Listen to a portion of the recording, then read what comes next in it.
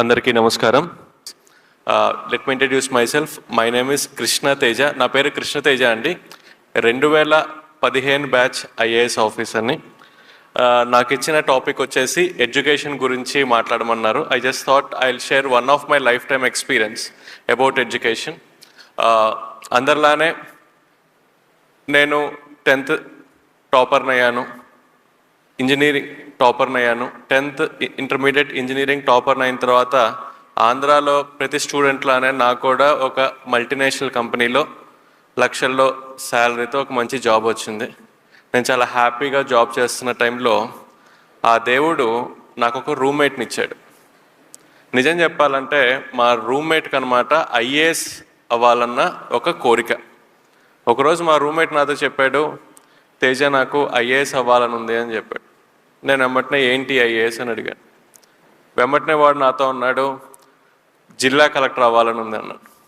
నేను అప్పుడు వాడిని అడిగా, ఏంటి దాని ప్రత్యేకత, ఇక్కడ నీకు మంచి శాలరీ వస్తుంది కదా అంటే, అప్పుడు ఫస్ట్ టైం వాడు చెప్పాడు, ఒక ఐఏఎస్ అవుతే, ఒక జిల్లా కలెక్టర్ అవుతే జనాలకి ఏ విధంగా సేవ చేయొచ్చు అని చెప్పేసి. వాడు నిజం చెప్పాలంటే నన్ను మోటివేట్ చేసి వాడితో పాటు నన్ను కూడా తీసుకువెళ్ళి ఒక కోచింగ్ ఇన్స్టిట్యూట్లో ఐఏఎస్ చదవటం కోసం జాయిన్ చేశాడు. నేను వాడు ప్రతిరోజు ఈ ఐఏఎస్ కోసం కోచింగ్ ఇన్స్టిట్యూట్కి వెళ్ళి చదువుకొని రావటం జరిగింది. నేను ఎప్పుడైతే రోజు ఐఏఎస్ కోచింగ్కి వెళ్ళి వస్తున్నానో నాకు చిన్నగా అర్థమైంది, ఐఏఎస్ ఒక ఉద్యోగం కాదు, ఒక సేవ అని. నేను కూడా చాలా నీట్గా, చాలా కాన్సన్ట్రేటెడ్గా ఐఏఎస్ ఎగ్జామ్కి చదవటం మొదలుపెట్టాను. అలా ఫస్ట్ టైం నేను ఐఏఎస్ ఎగ్జామ్ రాశాను. నేను ఫెయిల్ అయ్యాను. నేను ఫెయిల్ అయినప్పుడు నేను అనుకున్నాను, నాకు జాబ్ చేసే టైంలో బాగా చదువుకోవటానికి టైం దొరకపోవటం వల్ల నేను ఫెయిల్ అయ్యాను అనుకొని నేను జాబ్ రిజైన్ చేసి నెక్స్ట్ 1 year మొత్తం 24 గంటలు ఐఏఎస్ కోసమే ప్రిపేర్ అయ్యి సెకండ్ టైం నేను ఐఏఎస్ ఎగ్జామ్ రాశాను. సెకండ్ టైం నేను ఫెయిల్ అయ్యా. సెకండ్ టైం ఫెయిల్ అయినప్పుడు నేను అనుకున్నాను, నేను 10th టాపర్ని, ఇంటర్మీడియట్ టాపర్ని, ఇంజనీరింగ్ టాపర్ని, నేను ఎలా ఫెయిల్ అవుతాను, ఇది ఒక బ్యాడ్ లక్ అయ్యి ఉంటుందని చెప్పి ఇంకొక సంవత్సరం 24 గంటల ఐఏఎస్ కోసం చదివి ఇంకొక సంవత్సరం చదివిన తర్వాత 3వసారి ఐఏఎస్ ఎగ్జామ్ రాశా. 3వసారి కూడా నేను ఫెయిల్ అయ్యా. మీరందరూ అబ్జర్వ్ చేస్తే ఆ దేవుడు నాకు జీవితంలో 3 పెద్ద సక్సెస్లు ఇచ్చాడు. 10వ తరగతి పెద్ద సక్సెస్ అయింది, ఇంటర్మీడియట్ పెద్ద సక్సెస్, ఇంజనీరింగ్ పెద్ద సక్సెస్. వెంబటనే అదే దేవుడు నాకు జీవితంలో 3 ఫెయిల్యూర్స్ కూడా ఇచ్చాడు. ఐఏఎస్ 1వసారి ఫెయిల్ అయ్యాను, 2వసారి ఫెయిల్ అయ్యాను, 3వసారి ఫెయిల్ అయ్యాను. ఎంత తెలియగలవాడికైనా 3 సార్లు ఫెయిల్యూర్ వచ్చిన తర్వాత వాడిలోని కాన్ఫిడెన్స్ లెవెల్స్ అంతా కిందకి వెళ్ళిపోతాయి, వాడి మోటివేషన్ లెవెల్స్ అంతా కిందకి వెళ్ళిపోతాయి. నాకు అసలు అర్థం కాలేదు, నేనేంటి, నాకేంటి 3 సార్లు ఫెయిల్యూర్ రావటం ఏంటి అని చెప్పేసి. దాదాపు 1 నెల నాలో నేను చెక్ చేసుకున్నాను, ఎందుకు నాకు ఈ ఫెయిల్యూర్ వస్తుంది అని చెప్పేసి. ఆ నెల రోజుల్లో నాలో నాకు ఒక తప్పు కూడా కనిపించలేదు. తర్వాత ఇంకొక నెల రోజులు నా ఫ్రెండ్స్ ఇంటికి వెళ్ళి ఫ్రెండ్స్ని అడిగాను అనమాట. అరే, మీకు తెలుసు కదా నేను ఐఏఎస్ ప్రిపేర్ అవుతున్నాను, మీకు తెలుసా నేను ఎందుకు ఈ ఎగ్జామ్లో ఫెయిల్ అవుతున్నాను అని అడిగా. ఫ్రెండ్స్ అందరు నాతో ఉంటారు, తేజ నువ్వు తెలియగలవాడివి, నీకు బాగా గుర్తుంటాయి, నీకు కాన్సెప్చువల్ క్లారిటీ చాలా ఎక్కువ, మాకు అర్థం కావట్లేదురా నీకు ఎందుకు ఫెయిల్యూర్ వస్తుందో అని చెప్పారు. దాదాపు 1 నెల నాకు నేను పరిశీలించుకుంటే నాకు ఒక తప్పు కనిపించలేదు. ఇంకొక నెల నా స్నేహితులను అడిగినా నాకు ఒక తప్పు కనిపించలేదు. ఇంక నేను ఒక డెసిషన్కి వచ్చాను, ఐఏఎస్ నాకు రావటం కొంచెం కష్టమే అని చెప్పేసి. ఆ డెసిషన్కి వచ్చిన తర్వాత నేను ఒక ఐటీ కంపెనీకి జాబ్ కోసం అప్లై చేశాను. నాకున్న యూనివర్సిటీ క్రెడెన్షియల్స్కి నాకు వెంబటనే ఐటీ కంపెనీలో మంచి జాబ్ కూడా వచ్చింది. నాకు ఈ జాబ్ వచ్చిన విషయం నేను నా ఫ్రెండ్స్ అందరికీ ఫోన్ చేసి చెప్పానమాట. అరే, ఇంకా నేను ఐఏఎస్ ఎగ్జామ్ రాయట్లేదు, ఐటీ జాబ్కి తిరిగి వెళ్ళిపోతున్నాను అని చెప్పేసి. నేను ఎప్పుడైతే ఈ విషయం నా ఫ్రెండ్స్కి చెప్పానో, నా ఫ్రెండ్స్ నుంచి ఈ విషయం నా శత్రువులకు కూడా వెళ్ళింది, నా ఎనిమీస్కి కూడా తెలిసింది. నెక్స్ట్ డే మార్నింగ్ ఒక 6:30-7 ముగ్గురు నన్ను చూడటానికి నా రూమ్కి వచ్చారు. వాళ్ళు బెల్ కొట్టారు, నేను డోర్ ఓపెన్ చేశాను. నిజం చెప్పాలంటే వచ్చింది 3 శత్రువులు. వచ్చింది నన్ను పలకరించడానికి కాదు, నన్ను ఎక్కిరించడానికి అనమాట. సరే, శత్రువులైనా సరే నా రూమ్ దాకా వచ్చారు కాబట్టి ఆ 3 లోపలికి రమ్మని చెప్పాను, కూర్చోమని చెప్పాను. అందులో ఫస్ట్ శత్రువు నాతో కూర్చున్న తర్వాత, తేజ నువ్వు చాలా మంచి పని చేసావు, నీకు ఐఏఎస్ రావటం కష్టమే, నీకు ఐటీ జాబ్ చాలా కరెక్ట్ అన్నాడు. నేను ఓకే అని చెప్పా. రెండో శత్రువు అన్నాడు, తేజ నీకు ఐఏఎస్ అసలు రాదు, నీకు ఐటీ జాబే కరెక్ట్ అన్నాడు. నేను సరే అన్నా. మూడో శత్రువు అన్నాడు, తేజ నీకు ఐటీ జాబ్ కరెక్ట్ అన్నాడు. నేను సరే అన్నా. ఆ ముగ్గురు శత్రువులు నాతో మాట్లాడిన తర్వాత నేను ఆ ముగ్గురితో చెప్పాను, నాకు తెలుసు నాకు ఐఏఎస్ రావటం కష్టమే అని. కాకపోతే నాకు అర్థం కానిది ఏంటంటే ఎందుకు నాకు ఐఏఎస్ రావటం కష్టం అని. అప్పుడు ఫస్ట్ శత్రువు నాతో చెప్పాడు, తేజ ఏం లేదు, ఐఏఎస్ ఎగ్జామ్లో 2000 మార్క్స్కి రిటర్న్ ఎగ్జామినేషన్, నీ హ్యాండ్ రైటింగ్ కొంచెం బాగోదు కదా, అందుకని నీకు తక్కువ మార్క్స్ వస్తున్నాయి, అందుకని నీకు ఐఏఎస్ రావట్లేదని చెప్పాడు. వాడు చెప్పింది నిజమే, నా హ్యాండ్ రైటింగ్ బాగోదు, కాకపోతే నాకు తెలియంది ఏంటంటే నా హ్యాండ్ రైటింగ్ కారణం వల్ల నాకు ఐఏఎస్ రావట్లేదన్న ఒక విషయం. రెండో శత్రువు నాతో చెప్పాడు, తేజ ఐఏఎస్ ఎగ్జామ్లో 2000 మార్క్స్కి రిటర్న్ ఎగ్జామ్ కదా, ఏదైనా క్వశ్చన్ ఇస్తే దానికి సమాధానం నువ్వు 1వ పాయింట్ 2వ పాయింట్ 3వ పాయింట్ అని పాయింట్ వైజ్ రాస్తావు, కానీ ఐఏఎస్లో మంచి మార్క్స్ రావాలంటే ఒక విషయం మంచి లాంగ్వేజ్లో కథలాగా రాస్తే ఎక్కువ మార్క్స్ వస్తాయి, నీకు అది తెలియదు అని చెప్పాడు. వాడు చెప్పింది కరెక్టే. నేను ఇంజనీరింగ్ స్టూడెంట్ని, ఏదైనా క్వశ్చన్ ఇస్తే 1వ పాయింట్ 2వ పాయింట్ 3వ పాయింట్ ఎట్లా రాయాలో నాకు తెలుసు, కానీ ఒక విషయం మంచి భాషలో ఒక ఆర్ట్స్ స్టూడెంట్ రాసే విధంగా రాయటం నేను ఎప్పుడు నేర్చుకోలేదు, నాకు తెలియదు. మూడో శత్రువు చెప్పాడు, తేజ నువ్వు ఏం మాట్లాడినా చాలా సూటిగా మాట్లాడతావు, కానీ ఇంటర్వ్యూలో చాలా డిప్లొమాటిక్గా మాట్లాడితేనే మంచి మార్క్స్ వస్తాయి, అది నీకు తెలియదు, అందుకని నీకు ఐఏఎస్ రావట్లేదని చెప్పారు. అట్లా 3 శత్రువులు నాకు 3 కారణాలు చెప్పి వాళ్ళు తిరిగి వెళ్ళిపోయారు. ఆ క్షణంలో నాకు జీవితంలో ఒక సత్యం అర్థమైంది. ఏంటి అంటే మన జీవితంలో పాజిటివ్స్ ఏంటో తెలుసుకోవాలి అంటే మనం ఎవరిని అడగాలి? మన ఫ్రెండ్స్ని అడగాలి. అదే మన జీవితంలో నెగిటివ్స్ ఏంటో తెలుసుకోవాలంటే మనం అడగాల్సింది డైరెక్ట్గా వెళ్ళి మన శత్రువుల్ని. కారణం ఏంటి? మన శత్రువుల యొక్క పని ఏంటి? 24 గంటలు మనల్ని అబ్జర్వ్ చేస్తూ మనలో ఉన్న నెగిటివ్స్ ఐడెంటిఫై చేయటమే మన శత్రువుల పని. సో మనకన్నా మనలో ఉన్న నెగిటివ్స్ ఎవరికి తొందరగా తెలుస్తాయి? మన శత్రువులకి. నాకు నా శత్రువుల కారణం వల్ల చాలా క్లియర్గా అర్థమైంది నాకు ఐఏఎస్ రాంది 3 కారణాలు. హ్యాండ్ రైటింగ్, నేను సమాధానం ఎలా రాస్తున్నాను అనే విషయం మీద, నేను మాట్లాడే విషయం మీద. వెంబటనే నేను మా నాన్నగారికి ఫోన్ చేశాను. నాన్నగారు నాకు ఇంకొక సంవత్సరం కూడా కావాలి, నేను ఇంకోసారి కూడా ఐఏఎస్ రాద్దామని. వెంబటనే మా నాన్నగారు తిట్టారనమాట. ఇంకేంటి 3 సార్లు నువ్వు ఫెయిల్ అయ్యావు, ఇంకా నువ్వు రిస్క్ తీసుకోవద్దు, వెళ్ళి జాబ్లో జాయిన్ అవ్వు అని చెప్పి. తర్వాత మా అమ్మకి ఫోన్ చేశా, మా అమ్మ కూడా తిట్టింది. అప్పుడు నేను మా అక్కకి చేసి మా అక్కని అడిగా, అక్క అమ్మని నాన్నకి కన్విన్స్ చేసి నాకు 1 సంవత్సరం ఇప్పించు, దాని తర్వాత మీరేం చెప్తే అది చేస్తా అని చెప్పా. మా అక్క మా అమ్మ మా నాన్నని కన్విన్స్ చేసి నాకు 1 సంవత్సరం నాకు ఇప్పించింది. అట్లా నా చేతికి 1 సంవత్సరం టైం వచ్చింది. 3 కారణాలు వచ్చాయి. ఫస్ట్ కారణం హ్యాండ్ రైటింగ్. నేను హ్యాండ్ రైటింగ్ కోసం వెతుకుతున్న సమయంలో ఒక రోడ్డు మీద ఒక ఇంటి ముందు ఒక బోర్డు ఉంది, ఇక్కడ హ్యాండ్ రైటింగ్ నేర్పబడును అని చెప్పి. నేను బండి తీసుకెళ్ళి అక్కడ ఆఫ్ చేసి బెల్ కొట్టాను. ఒక టీచర్ బయటకు వచ్చింది. నేను ఆ టీచర్ని అడిగాను, టీచర్ నాకు హ్యాండ్ రైటింగ్ నేర్పిస్తారా అని అడిగాను. వెంబటి నా టీచర్ అంది, ఇబ్బంది లేదండి, మీ అబ్బాయినో అమ్మాయినో తీసుకురండి, నేను నేర్పిస్తానంది. సో నేను అన్నాను, మా అబ్బాయికో అమ్మాయికో కాదండి, నాకు హ్యాండ్ రైటింగ్ నేర్చుకునే ఆమె షాక్ అయింది. ఇదేంటి 6 అడుగులుండి 25 వయసు ఉండి ఒకడు వచ్చి నన్ను హ్యాండ్ రైటింగ్ నేర్పించమంటున్నాడు అని చెప్పి. నేను ఆ టీచర్కి అర్థమయ్యే విధంగా చెప్పా, టీచర్ నేను ఇట్లా ఐఏఎస్ అవుదాం అనుకుంటున్నాను, నా హ్యాండ్ రైటింగ్ కొంచెం బాగోదు, so I want to improve my hand writing అని. ఆమె నాకు 1 నెల రోజులు హ్యాండ్ రైటింగ్ నేర్పించింది. తర్వాత సంవత్సరం ప్రతిరోజు 2 గంటలు నేను హ్యాండ్ రైటింగ్ మాత్రమే ప్రాక్టీస్ చేశాను. ఈరోజు నేను నా ఆఫీస్లో నేను ఏమైనా ఫైల్ మీద రాస్తే మా క్లర్క్ కానీ నాతో పనిచేసే వాళ్ళు కానీ అడుగుతారు, సార్ ఇది ప్రింట్అవుటా హ్యాండ్ రైటింగ్ అని చెప్పి. ఆ విధంగా నేను నా హ్యాండ్ రైటింగ్ని మార్చుకున్నాను. రెండోది, ఒక సమాధానం ఒక ఆన్సర్ ఎలా రాయాలనే విషయం. ఆల్రెడీ ఐఏఎస్ వచ్చిన ఒక మేడం ఉంది, బాలలత మేడం అని చెప్పేసి.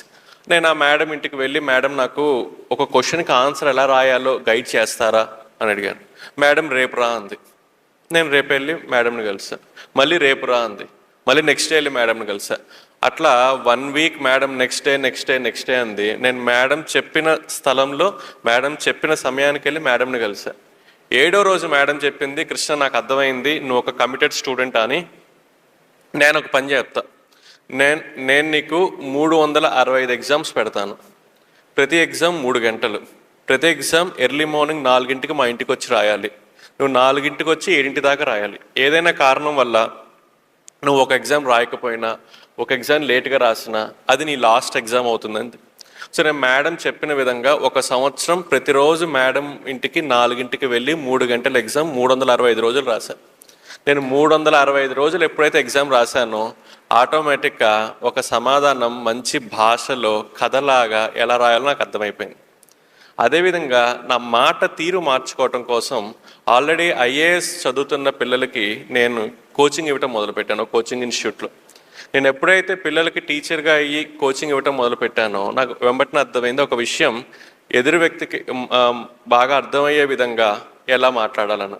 అట్లా 1 సంవత్సరంలో నేను ఈ 3 కారణాలని ఓవర్కమ్ చేసి 4వసారి ఐఏఎస్ కోసం ప్రిలిమ్స్ ఎగ్జామ్ రాశాను, క్లియర్ చేశాను. మెయిన్స్ ఎగ్జామ్ రాశాను, క్లియర్ చేశాను. అండ్ ఇంటర్వ్యూలో పార్టిసిపేట్ చేశాను, క్లియర్ చేశాను. I got all India 66 rank. So దాని తర్వాత I got Kerala cadre. So first 9 years I have to work in Kerala.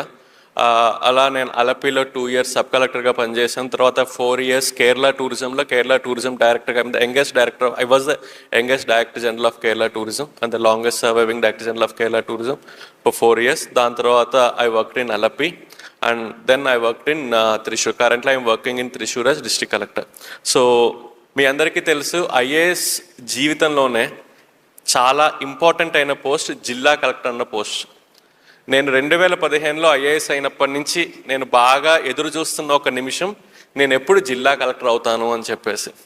అట్లా 2015 నుంచి నేను ఎదురు చూస్తుంటే 2022 ఆగస్టు 2వ తారీఖు నాకు ఈవినింగ్ 7:30కి ఒక ఫోన్ వచ్చింది, రేపు పొద్దున వెళ్ళి అలపిలో జిల్లా కలెక్టర్గా ఛార్జ్ తీసుకో అని చెప్పేసి. అట్లా ఆగస్టు 3వ తారీఖు 2022 నేను ఆలప్పుడాలో జిల్లా కలెక్టర్గా ఛార్జ్ తీసుకున్నాను.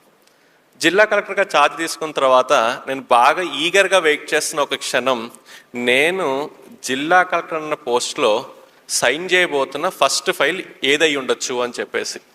అట్లా బాగా ఈగర్గా వెయిట్ చేస్తున్నప్పుడు ఒక క్లర్క్ ఒక ఫైల్ పట్టుకుని నా క్యాబిన్లోకి వచ్చింది. నేను క్లర్క్ని అడిగాను ఏంటి ఆ ఫైల్ అని చెప్పేసి. అప్పుడు ఆ క్లర్క్ చెప్పింది, సార్ వర్షాలు పడుతున్నాయి కదా, రేపు పిల్లలకి హాలిడే ఇచ్చే ఫైల్ సార్ అంది. సో నా జీవితంలో జిల్లా కలెక్టర్గా నేను సైన్ చేసిన ఫస్ట్ ఫైల్ ఏంటయ్యా అంటే పిల్లలకి హాలిడే డిక్లేర్ చేయటం. నార్మల్లీ పిల్లలకి హాలిడే ఇస్తేనే వాళ్ళు భయంకరంగా సంతోషంగా ఫీల్ అవుతారు. అది ఫస్ట్ ఫైల్, ఫస్ట్ సిగ్నేచరే హాలిడే ఇస్తే they were very very happy. So జిల్లా కలెక్టర్ ఫస్ట్ ఫైలే పిల్లలకి హాలిడే డిక్లేర్ చేయటం అనేది ఒక పెద్ద న్యూస్ అయిపోయింది అనమాట. సో అలపిలో ఉన్న పిల్లలందరూ నన్ను చాలా హ్యాపీగా థ్యాంక్ యూ కలెక్టర్ మామయ్య అని చెప్పేసి ఫేస్బుక్లో they started sharing their happiness that I declared a holiday to them. అట్లా ఒక 2 weeks తర్వాత ఒక అమ్మాయి నన్ను చూడటానికి వచ్చింది.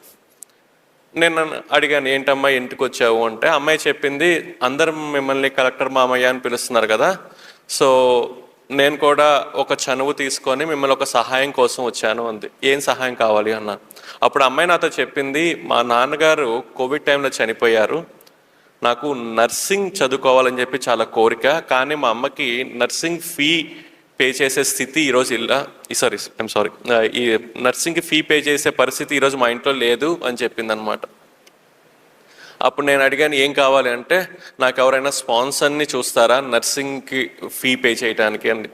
నేను ట్రై చేస్తానని చెప్పి అప్పుడు నాకు తెలిసిన చాలా పెద్ద హీరో అయిన శ్రీ అల్లు అర్జున్ గారికి ఫోన్ చేశా, ఇట్లా ఒక అమ్మాయి ఉంది మీరు ఏమైనా హెల్ప్ చేస్తారా అంటే, అప్పుడు అల్లు అర్జున్ గారు కూడా 1 సంవత్సరం కాదు 4 సంవత్సరాలు కావాల్సిన ట్యూషన్ ఫీ, హాస్టల్ ఫీ మొత్తం నేనే పే చేస్తానని చెప్పి మొత్తం ఆయన కాలేజ్లో పే చేశారు. ఈ అమ్మాయి కాలేజ్కి వెళ్ళి రావటం మొదలుపెట్టింది. మీకు తెలుసు కదా, అల్లు అర్జున్ గారు సహాయం చేశారంటే అది ఆబ్వియస్లీ ఇంకా పెద్ద న్యూస్ అయిపోతుంది. సో అది కేరళ మొత్తం పెద్ద న్యూస్ అయిపోయింది అనమాట. ఆ న్యూస్ చదివి నెక్స్ట్ డే ఇంకొక అమ్మాయి నన్ను చూడటానికి వచ్చింది. ఆ అమ్మాయి చెప్పింది, మా నాన్నగారు కూడా కోవిడ్ టైంలో చనిపోయారు, నాకు ఇంజనీరింగ్ చదువుకోవాలని ఉంది, నాకు ఎవరైనా సహాయం చేస్తారా అని అడిగింది.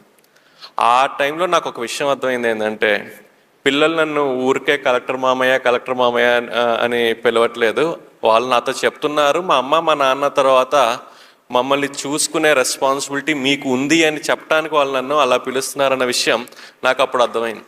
అప్పుడు నేను నా మనసులో ఒక మాట అనుకున్నాను, నేను అలపికి జిల్లా కలెక్టర్గా ఉన్న టైంలో అలపిలో ఎంతమంది పిల్లలకైతే కోవిడ్ టైంలో అమ్మా నాన్న చనిపోయారో వాళ్ళందరికీ వాళ్ళు చదువుకునేదాకా స్పాన్సర్ని ఐడెంటిఫై చేసి ఇస్తాను అని చెప్పేసి నేను ఆ మనసులో ఆ మాట అనుకున్నప్పుడు నాకున్న ఒక ఊహ ఏంటంటే ఒక 20-30 మంది పిల్లలకి అయి ఉంటారు అమ్మ నాన్న చనిపోయిందని.